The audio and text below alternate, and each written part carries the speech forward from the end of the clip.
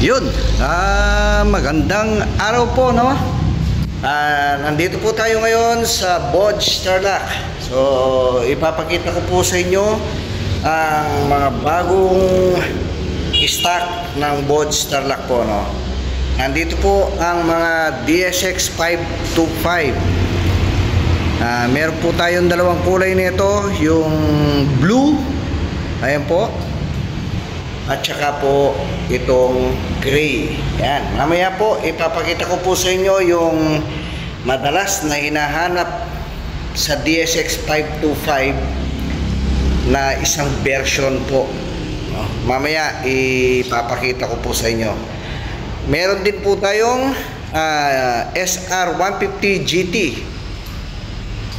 Ayan po ang mga available kulay natin, at meron din po tayong gray. So, meron pa rin po tayong Bodge 500R, at meron pa rin po yung discount natin na 30,000. Straight po yon from SRP. From 295, pati na yung registro niya, nasa 265 na lang po siya. Kasama na po yung registro. Yan. Sa halagang 265, meron ka ng 500cc expressway legal. Ayan. Parang ano siya, hindi parang naked sport po. Tapos meron din po tayong 525 ACX at saka 525 RR. Yan. Ang 525 RR po natin is 356, kasama na din po doon yung ating 3 taon na rehistro. Ang ating pong 525 ACX is 366 po, kasama na rin ang rehistro. Ayan. Ang ating pong SR150 GT ay 125,000 po, kasama na po ang 3 taon na rehistro. Ayan po, ang ating pong DSX 525 ay 386 po, kasama na po ang rehistro. Ayan po, katulad po ng mga previous vlog natin, kasama na po ang side pannier bracket at saka po yung top box bracket. Mga bracket lang po ang kasama dyan. Exclusive po yung hindi po kasama yung excluding, excluding po yung ating mga boxes, no? Yan, yung slider po natin, crash guard natin, yung mini driving light nya, hand guard, kasama na po yan. Ayan po. Kamukha din po siya ng mga 500 natin, pero kung titingnan nyo yung elbow nya yan, so big elbow po siya, unlike yung ating mga 500cc, ganun lang po siya. Ito, ganito lang po, pero ito po yan, meron siyang big elbow, so magkakaiba ng konti sa tunog, maliban doon sa cc nya. Ayan, meron na po siyang rod guard, so wala nang iintindihin. Ayan po yung muffler niya. So, ibig sabihin, pang on and off road po siya. Kahit lumusong po kayo sa baha, kahit pa paano, safe na safe po siya dahil nakataas po yung kanyang tambutso. Ayan. Ito po. Dalawa pa po available natin na blue. At yung gray po, ayan ang pagka-gray niya. Ayan.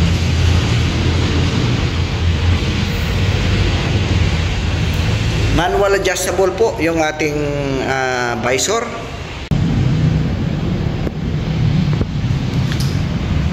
Ayan po. Makikita nyo, adjustable na rin po yung kanyang shock manual, S at saka H. So ibig sabihin po, soft at saka hard, no?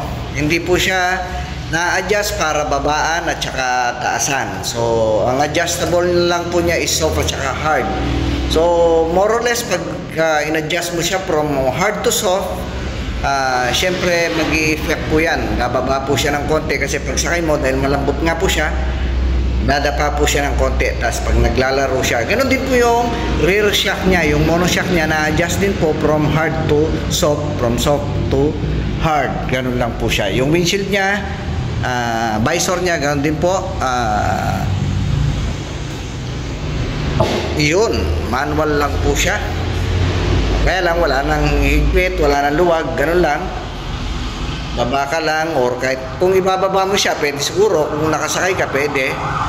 Pero kung itataas mo siya, mas maganda po kung bumaba kayo para hindi naman po delikado sa ating rider. Yan.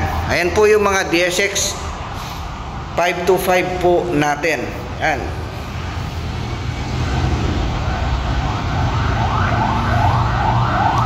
Usually po, yung mga ating mga customer, no, na mga bumibili sa atin, halos wala na silang nilalagay. Ang usually na experience namin na pinapalitan na lang nila is yung busina niya, tapos nilalagyan na lang po nila ng auxiliary light dyan.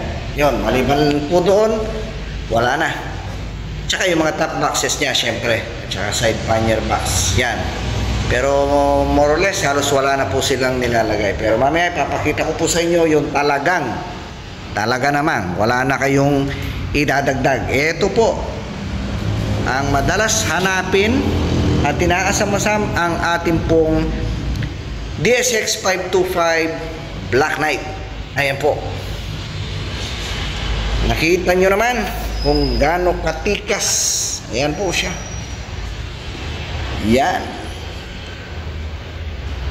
Yan po ang ating DSX 525 Black Knight Edition. Ayan. Oops! Naka-reserve na po yan. So actually, nagpa-reserve po dito is June pa. July. Ayan. So ayan po ang ating DSX 525 Black Knight. So ito po, mas kumpleto na siya. Maliban po dun sa kasama na po yan, yung mga boxes niya. Yan. Dalawang side pannier, tsaka po yung top box niya, kasama na po yan. Parehas lang po siya dyan. At yung pong kanyang front cam. Ayan po. Yan, gumagana po yan.